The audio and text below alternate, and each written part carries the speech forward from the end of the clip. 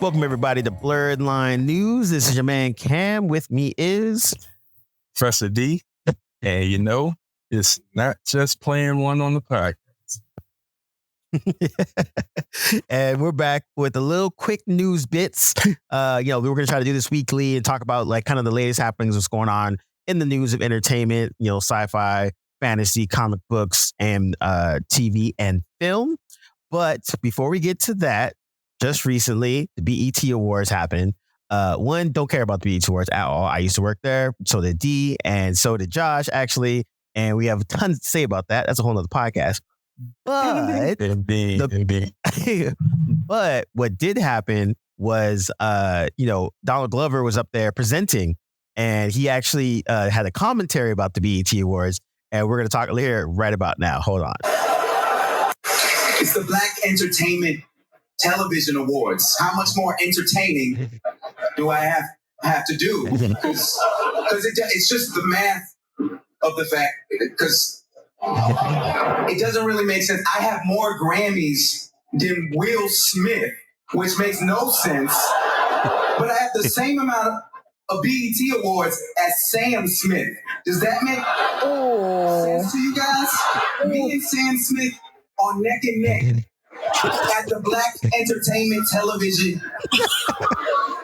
If I have to do Baby Boy or something, just let me know. I'll have Jonathan Majors put me in a headlock, shake my head. I'll do it. So one thing that we both know about the BET Awards is it's a mess. That's one. The people that run it and put it together always are out of touch with what's actually going on in Black community. They have a very, very, very narrow view of what Blackness is, and they really try to hit all those points. That's part of the reason why people are always so surprised or annoyed with the BET Awards, because it always seems like they're either like a step too late or they're just super obvious. And Donald Glover kind of calling them out on that, which is 100% true, because even in the last, his career, not only his album, not only his acting, got Atlanta by itself, you got all these things, and he's 100% correct. He has a lot of entertaining and a lot of Blackness, but and then it also just, he's presented a different style, right? In terms of how he has gone about telling Black stories.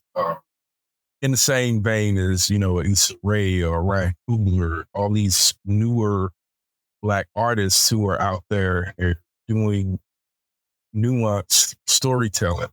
Issa Rae is a darling of the BT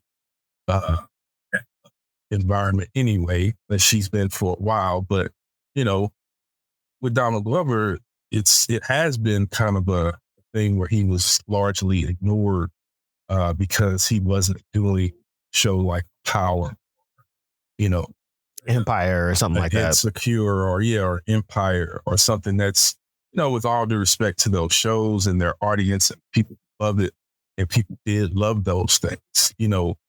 Some of those things just are very low hanging I wouldn't even say stereotypical, but just what's expected in terms of how Black stories are told. And I think that's what he's kind of pointing out, is that BET is kind of traditionally stuck to a more conservative aspect of, and like you pointed out, narrow view of what Blackness is. It doesn't show a full spectrum of what, for the irony is that, there's always this, we're not monolithic, don't treat us all the same kind of thing that comes from a BET or and obviously we got to look at BET's business first, and the business of entertainment and have a bottom line. So have to give them some concessions in that regard. But, I think it's more about not hitting that spectrum, but then at the same, ironically, saying, we're often getting outraged when we see stereotypes are just being shown as, the same old, one depiction of a Black has to be this way, or one depiction of Black Panther has to be this way. And I think also too, it's like, we were there during Black Panther when that dropped, and Black Panther went on to be like $1 billion movie, and it was comedy being at BET. Black Panther got announced, it was getting some buzz. Ryan Coogler was attached to it, Michael B. Jordan's in it, Chadwick's in it. So all this buzz is happening for around, and all the non-Black spaces, right? All the media people are talking about it. Not on the level of, it's going to be $1 billion movie, just more on like, this is interesting. Black cast, Black director. The curiosity of it. Yeah, they were curious about it. And that curiosity was not covered over into BET, because we would talk to our bosses or people that were in the know and be like, hey, man, this might be a big thing. We might want to do something about it. We might want to, just talk about it, or even at the very least keep it on our radar, because this might be a cultural moment, because there hasn't been a Black Black-centric superhero in Marvel, and this is the first one. And it was it fell on deaf ears, because they're just kind of like, whatever. That was kind of cool. We were supposed to do something with Marvel. It kind of fell through, and like years later, I learned that that's exactly what happened. They were going to do a comic book with the Real House Husbands with Kevin Hart, and it started with I remember that full-on comic book, and everybody was involved. They were going to do a signing at San Diego Comic-Con. It was going to be half BET, half Marvel. Marvel's going to produce it and draw it and all that good stuff. The cast is going to be there and sign copies of it and all that. And then as the time went down, it just pretty much fell through to essentially being a poster. And then I think maybe like a 4-page something. But it was just one of those things where BET fumbled it. And they also fumbled, the often talked about Black Panther motion comic that came out. And I even found the back history for that. What ended up happening was, from a licensing agreement, it got BET produced it, paid for it, and then they didn't have the rights to air it in America, so they only aired it like 2 times in freaking like Australia or something like that. Right. And then years later, once Black Panther did $1 billion, and it's the darling of everything, they're like, oh crap, we should figure out how we can do that again. And then they finally re-released it on YouTube. But again, it's just BET has the almost a track record of just fumbling the black bag on things that aren't your traditional, rap and R&B, and just like you said, Issa Rae's Insecure or Scandal or Being Mary Jane, like all the things that are supposed to be quote blackity black, they always are like, yeah, we're all about it. But then when things that are quote unquote alternative or might not be as popular, like BET has they don't talk about all the rise of Black nerds that are super into anime and all that kind of stuff. They're not talking about like, freaking Sonequa on Star Trek Discovery. Yeah. It's like things like this where I'm like, Black actresses and actors and creators have been doing stuff in sci-fi and fantasy and all this world for a long time. And unless it's a movie, a TV, or a song, they just aren't paying attention. Yeah, I mean, if you think about it, in terms of producing original programming, the first anybody to adapt an Octavia Butler story was what? FX? Yeah. Yep. Octavia Butler is known as one of the premier science fiction fantasy writers of all time, Black or white, male or female. And yet, her stuff is not produced on that scale, not even by a Black company that has the ability and money to do so, because the focus is more interested in a book of Negroes or something like that. Yeah. Or, because slave shows or like, the kind of the typical type of things, which again goes back to that, painting us in the same light all the time, as opposed to like keep trying to say we're not a monolith and blah, blah, blah, blah. But then when they go for entertainment, that's always like the same typical stuff. And the last thing I'll say on it is, one of the things that, when I was there, I got to be a part of one of their marketing retreats, and we listened to a bunch of focus groups. We were with execs and directors and that level of people, and it was interesting because me and my homie, we were there. We're not anybody of note. We just happen to be the younger people, but we're in there to listening to everyone. And one of the things that we took away from it was like, wow, your guys' vision of what Black people are supposed to be is still stuck in a very centric very stuck in a very sense of a mold that hasn't been real for years. And the thing that was just so weird to me, because I was just like, yo, you know who likes Black culture? Everyone. Yeah, I mean, when I went to Europe, that's what I discovered. But this is the last thing I'll say is I think that obviously it's not just being the matter just to play devil's advocate real quick. It's not just that, it's being also stuck into that mentality of this is what sells, even though you have these marginal groups amongst the black communities, these many communities of areas where entertainment and stories can be told. This is the bread and butter. But I think to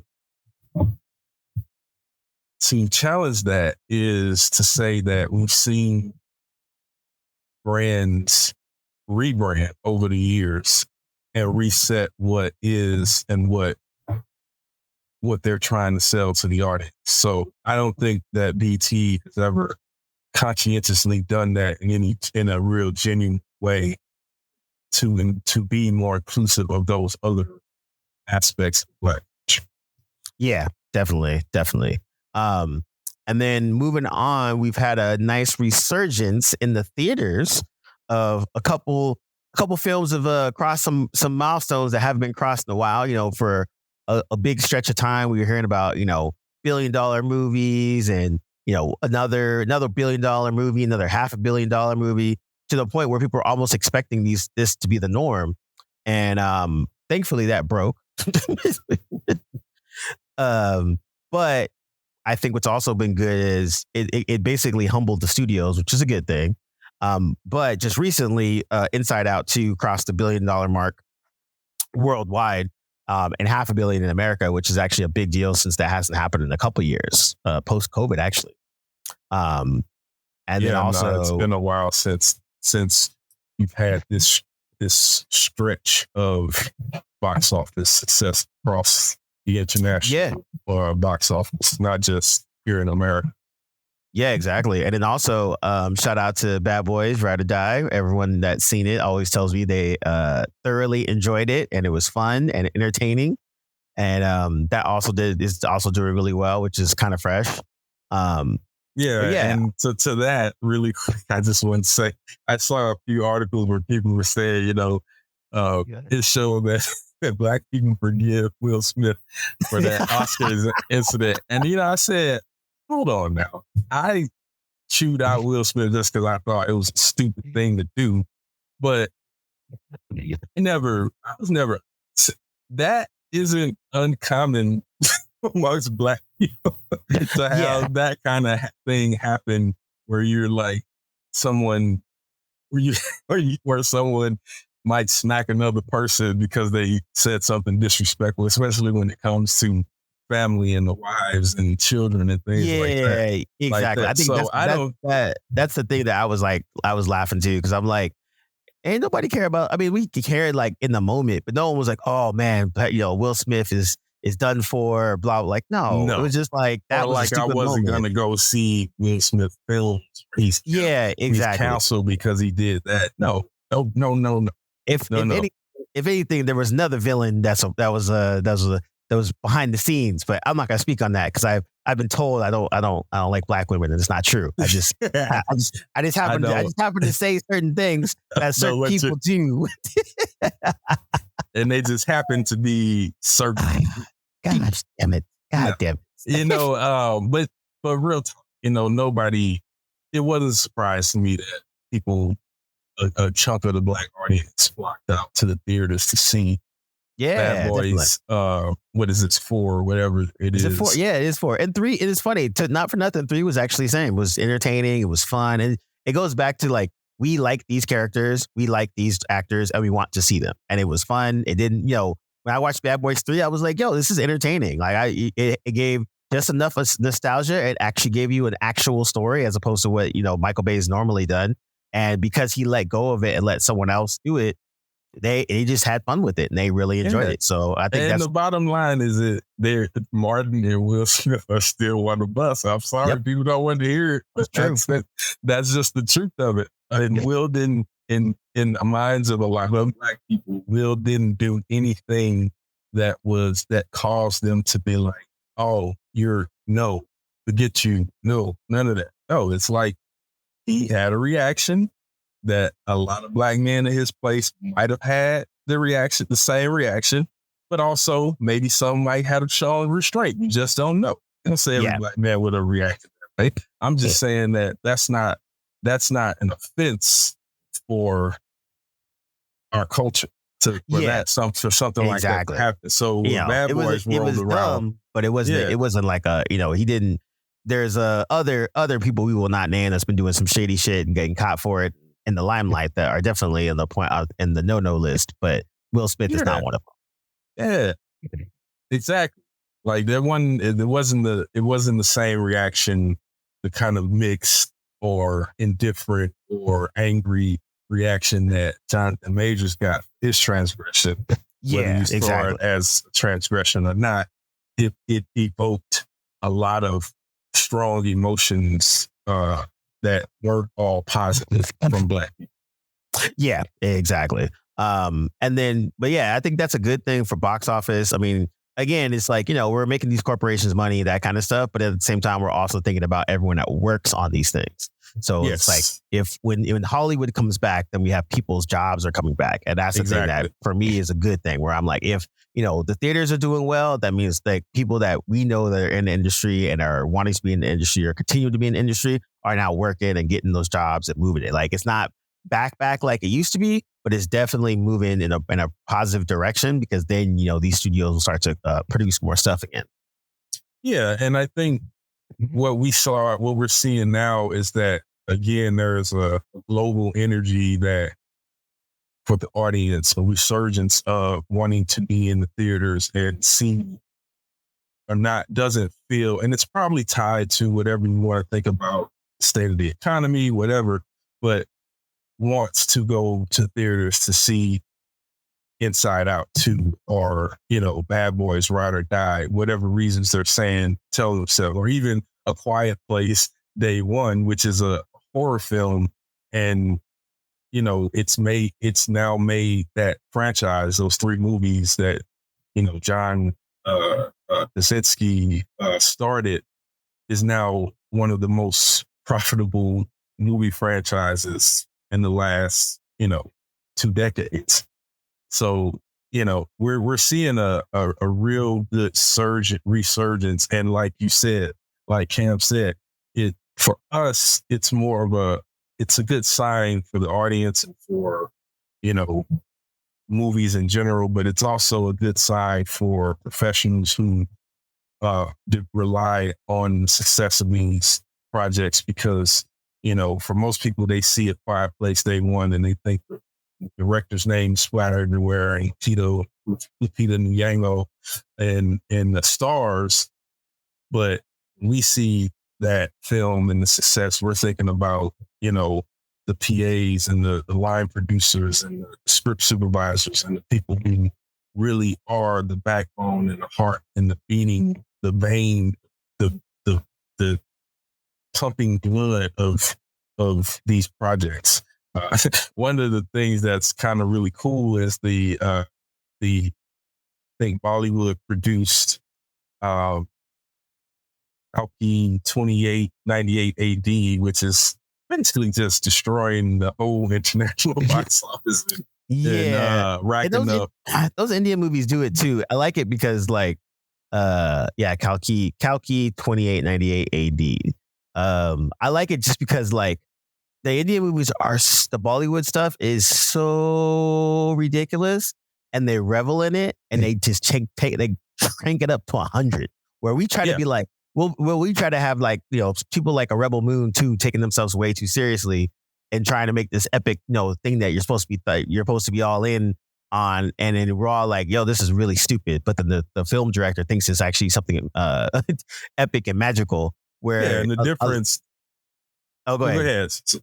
I was just gonna say the difference there is that with the Bollywood stuff is it's actually providing a fulfilling cinematic experience.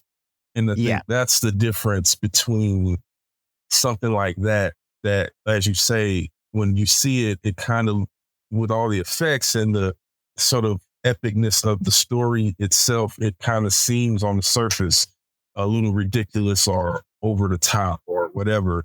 But then when you actually watch one of those films and you see, and you begin to understand not just from a cultural aspect, from a cinematic aspect, different intersections that they're creating using the form, it becomes an even bigger deal. You say, okay, well, these people didn't just cut a $2 million check to make garbage. You know, they cut a $2 million check to make something that will be memorable, not in just the moment, but when the history books are writing about Hollywood cinema in the 21st century.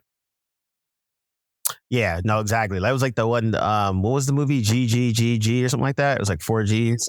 Like, that's another one that was like epic and ridiculous, but at the same time, highly entertaining. Like, yeah, it's just super entertaining for no possible reason. But yeah, I think it's a little too soon to say that Hollywood is back, but at least it's moving in a good direction so that, like you said, now there's more opportunities for people, for filmmakers, for crew, for everyone to finally kind of slowly get back what we had lost. Because it's still not back to what it used to be. Like New York would have a TV show recording on every other block. You just be walking and like, oh, geez, another one. But now you see a little bit less. It's there, but it's not as prevalent as it used to be. Yeah, and that's where you're right. The industry is still recovering, not just from COVID, but from the various strikes that happened after COVID, which all of those things happening in succession. One of those things forced the industry to rethink and have to reorganize itself. The other two adding on was nigh almost apocalyptic. Yeah, definitely. Behind the scenes, like, you know, one of those things is bad, but to deal with the pandemic that literally crashed brought everything to a halting stop, to then have to then end. And I'm not making excuses for studios or industry, but just illustrating the kind of transformative period that we're in, and to have, like you said, this kind of success, and really why it's the biggest deal in as far as the jobs and the industry goes is because it's happening when it's supposed to happen. It's in summertime. Yeah, that's that's kind of cool. Yeah, that's part that was really cool. Like the summer blockbuster is slowly getting there. And it's something that's actually kind of fun. Now, with that to wrap, you recently watched where the other thing we're going to start doing too is, you know, lest everyone thinks that we are high and snooty, we do watch the schlock. Well, I do want people to know that I am high and snooty, but at the same time, I do watch the schlock. I do watch the B movies. I love the B movies. We watch the silly stuff too. And, you know, like everyone has their vices. We love the B movies. I am a child of the 80s. I grew up on USA Up All Night, so I watched all the really bad 70s monster, zombie, post-apocalyptic, vampire, all that stuff. USA Up All Night with show some of the stuff. It's one of those ones where you appreciate the creativity and also the Coke and green light most of these films in the 70s. Yeah, exactly. And then to add to that, just, you know, I think back then for us growing up in that time, and there's probably people who are listening to this will mostly get it. And then there was those who probably don't know what we're talking about, but that was the era of the TV programming. Right. So you know, for now, you can do that yourself. You curate whatever you want to see, when you want to see it, how you want to see it, at whatever time, day, et cetera, et cetera. You have a la carte. That's why it's an appropriate name. But then, you know, the USA Up All that programming, as well as, you know, Dinner and a Movie on TBS, which is now coming back, actually. Yeah. They're doing they're restarting that.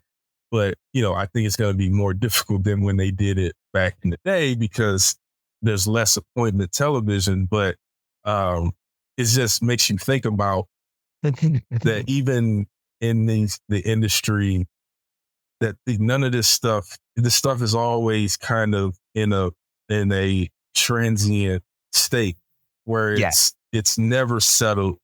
It's never the same. I mean, 30 years ago, this whole landscape was 10 years ago. This whole landscape was different. And now it's changing more and more and much, much faster. But no, we watched the bad stuff and part of it was being watching the USA, watching the dinner and the movie. There was one that Norm Macdonald did on TNT, and I cannot remember the name of it for life. Oh yeah, he had that for a little. It was short lived, right?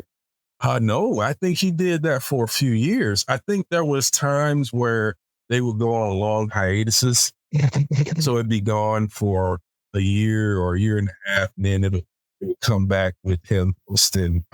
And they also had that Mystery Science 3000, which was always doing silly stuff too. Yeah, that was always the guy, the people making fun of the most ridiculous stuff that was in the 80s and 90s. And there was a lot of it, and it didn't take itself serious. And I think that's bringing it back to where we were going, is that there's room for that stuff. And we've recently tried to re-embrace it. Yes. And so with that, I'll do my quick review. I watched Beverly Hills Cop, Axel F. Horrible name. Like, it doesn't make any, like, again, I'm going from a branding and marketing part, right? So you're doing the fourth version of Beverly Hills Cop. The people, this has been around for 40 years. The only people that care are people that are over 40. Yeah. And maybe a few people under 30. Maybe a few people. So you might as well just call it Beverly Hills Cop 4 or just call it Axel Foley. That's it. Easy, simple, not hard. Which is what I thought that was the original title, was Axel Foley. Yeah, super simple. Like, I get Beverly Hills Cop Foley or Beverly Hills Cop Axel Foley. Yeah. But cheesy. Axel F is just begging for all kinds of, just like, now you're making me embarrassed to even turn it on, because it's just It just sounds stupid. When I heard it was announced, I was not pleased. I was kind of like, I guess, dude, like, if this is what we got. Same energy as Coming to America too, right? When you're like, it's just energy. Like Eddie Murphy is just trying to get a check. He's just getting a check. You're like, why? Why is this happening?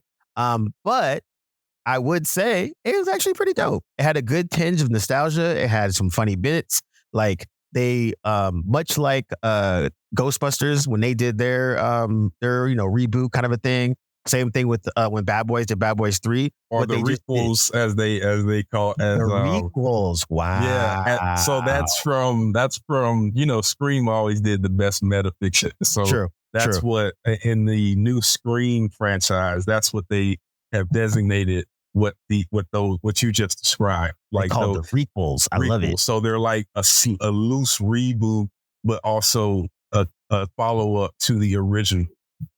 Yeah, which is funny because the things that Ghostbusters, Bad Boys 3, and this have is that at the base of it is a story. Imagine that. Yeah. And also that lineage, because that's what's great about it, is like, that's why these work, because there's that legacy there, right? People 100%. watch this because they remember hearing the freaking theme song and just kind of bump into it, or just like having seen Eddie Murphy so much as a staple of growing up watching his movies. 100%. And I would say, like, for this, the pluses are the actual story is essentially, the base story is a father trying to reconnect with his daughter after they've been estranged, which is a simple, easy one. That's all we've always heard. But they keep that thing where he's in Detroit, his daughter is in Beverly Hills. Something brings him back to Beverly Hills. Oh, hey, it's his old cop buddy from the original film. He found something. He goes missing. So now you got to look for him. Cool. Simple plot. We're getting moving.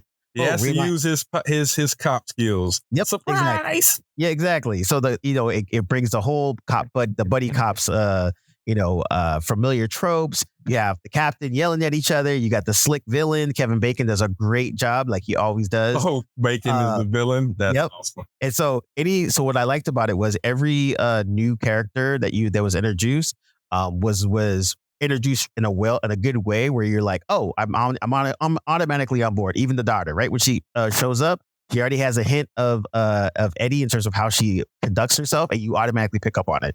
Then you meet the new young strapping white cop who's Jordan Gorson-Levitt, who is always good for some reason when he's sidekick to a black guy. See the other movie with Jamie Foxx; he was actually great in that. And so he's just always usually good in he's just general. Good, man. I like him. He's a good actor. He's always just his non-Hollywood stuff is always cool too. But yeah, so he does a great job. So everyone that kind of just pops into the movie is great, and then they have great cameos from familiar faces. And so again, it's just a fun, entertaining movie. You're bopping your head because the soundtrack is amazing. Of course, you hear the theme song, but it's interpolated in 4 different types, like a low one, a more upbeat one, a middle one, and then the original one. But either way, you don't get tired of it because you know what happens every time that little intro comes in. You're like, uh-oh, something's about to happen. And I would say pacing wise, it did a great job of when the quiet moments happen, it's helping to advance the story, and then boom, we're going back to an action piece already. So I think overall, it's like it was a great lesson of just entertaining filmmaking. This is not highbrow. We're not trying to win Oscars here. It's Eddie Murphy. He's old, and we know this, but he's still fun. Yeah, the story was interesting, and it was not a waste of time. And I'm glad I watched it. Nice. And then and I think Netflix has kind of branded itself as the own. We got money. There are people out there that just want to make fun, entertaining stuff. Yeah. And, because there's like the one on Netflix, A Million Ways to Die in the West or something like that. And that's silly shit. Seth MacFarlane, and he just has like almost every veteran big name actor of the last 20 to 30 years. Like Liam Neeson is in it. I think Charlize Theron is in it. There's so many people. And the description on Netflix is literally like a bunch of Western tropes and Seth MacFarlane and friends, something like that. It's like something. So again, even the branding is acknowledging like, yeah, guys, we didn't go into this with rosy eyes. We know what we're doing, and we're just hoping that you'll come along for the ride. Yep, exactly. That's exactly how this one felt, and I was 100% involved. I was with it the whole time. I was like, yep, I'm along for the ride. I'm not expecting much, and I was thoroughly entertained. What else? You watched something recently as well, right? Yeah, so that dropped. Axel F dropped on Netflix this past weekend, and I had been had my eye on Godzilla and Kong, the New Empire. And I bet everybody who's listening probably like, what? This guy talking about? He's looking forward to that monster movie. But yeah, like honestly, I knew from the get-go what that movie is. So it's like I knew from the get-go what Godzilla versus Kong is. I think it was recently. So I didn't. Just real quick story. Recently, I think it was what's his name? Simon. Is it Simon Pegg? He plays the father in The Boys. Simon Pegg. Yeah. Simon Pegg was on social media and he was praising Godzilla -1, and he's like, took a shot at the American films. He was like, this is a rock'em sock'em smash up monsters like trying to sell toy shit. This is like the original Godzilla. And as much as I love Godzilla -1, I knew that was the reason why I could go into this movie, Godzilla versus and Kong, and just be like, yeah, this is a silly, stupid monster mash, and I know what I'm watching. So I haven't finished it, but from what I saw even from the beginning, it's just ridiculous. It's like you cannot take it serious. I mean, Kong had a bad tooth in the first opening of the film, comes up to the surface so you get the tooth. I'm like, this is ridiculous at this point. Like Godzilla is like taking a full-blown nap in the Coliseum after he fights and kills a Titan.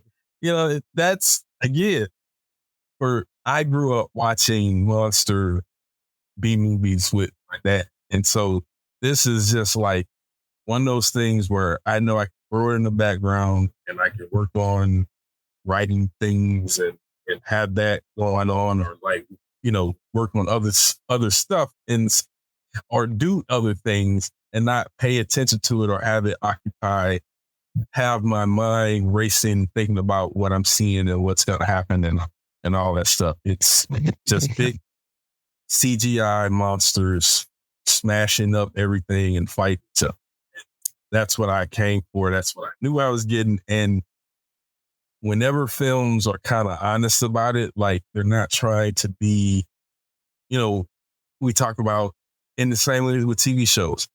If The Walking Dead had been honest about what it was, it would have been fine. I wouldn't care if it just kept going because it was honest about what it was. But it's this idea that you're doing something so has this prestige aspect to it that kills it.